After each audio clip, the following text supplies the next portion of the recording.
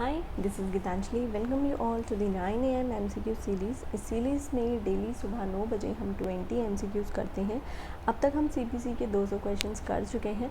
Further continue करते हैं question number 201 से। इससे पहले मैं आपको बताना चाहूँगी कि अगर आप हमारे paid courses, paid legal services, judgement writing, paid notes या कोई भी लीगल क्वेरी अगर आपको है तो आप नीचे दिए गए नंबर्स पर कॉन्टैक्ट करके पूछ सकते हैं। चलिए स्टार्ट करते हैं क्वेश्चन नंबर 201 से।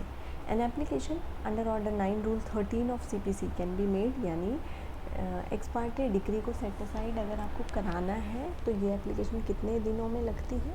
आंसर होगा option number A 30 days from the date of the degree. Next question, question number 202 question है, after being proceeded against ex parte the defendant is,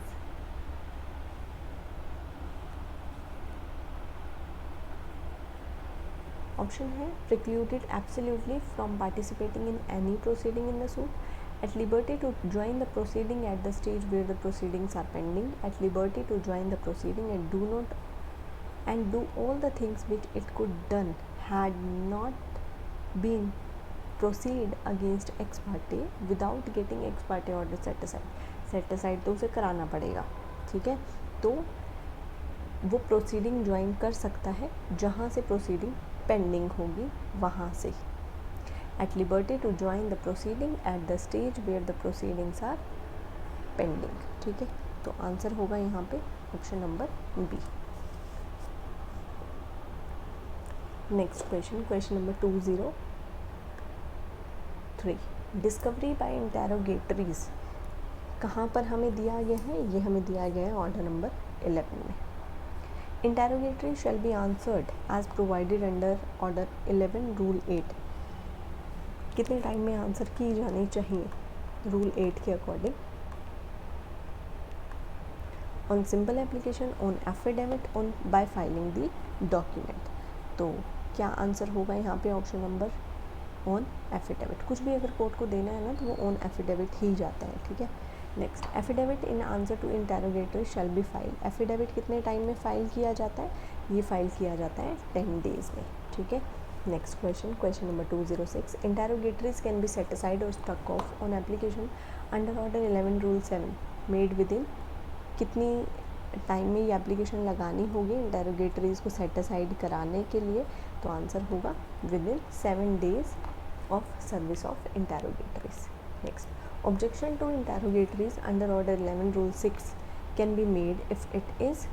objection किस ग्राउंड पर लगाए जाएंगे?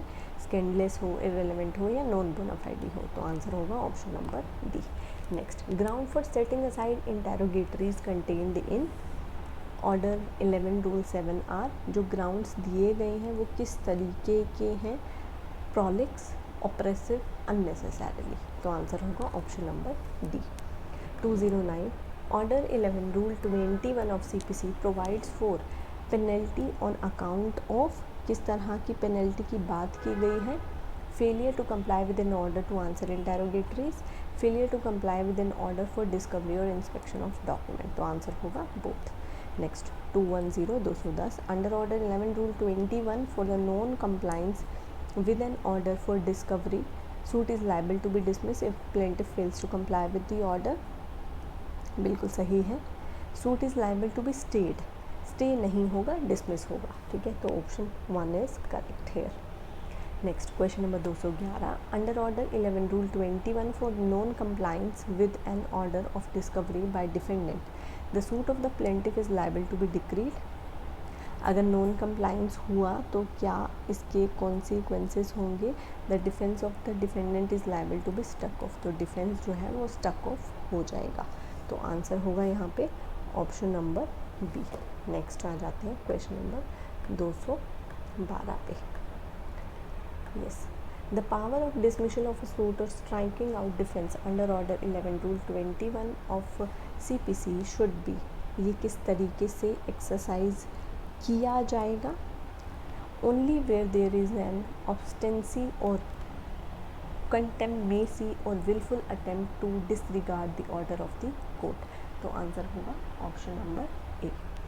Yes, next question number 213 where a party fails to provide certain document in original under order 11 rule 14 of CPC the court would be entitled to, अगर original produce नहीं करते हैं तो court क्या कर सकती है, एडवर्स प्रिजम्पशन रेज कर सकती है, ठीक है, कि ये इसीलिए नहीं जा रहा क्योंकि ये डॉक्यूमेंट इसके खिलाफ जाएगा।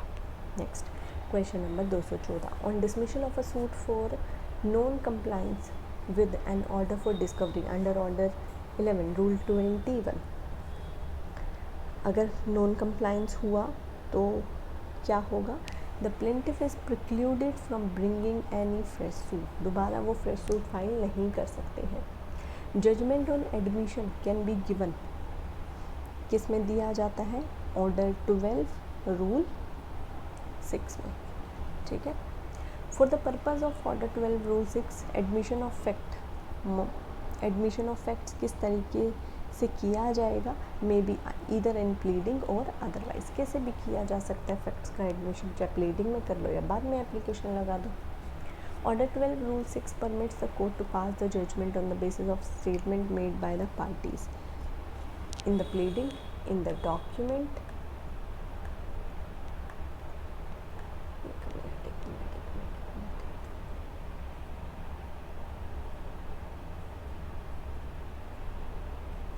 in the statement recorded in the court। तो किसी भी तरीके से एडमिशन हो, है तो एडमिशन ही, तो आंसर होगा ऑप्शन नंबर डी।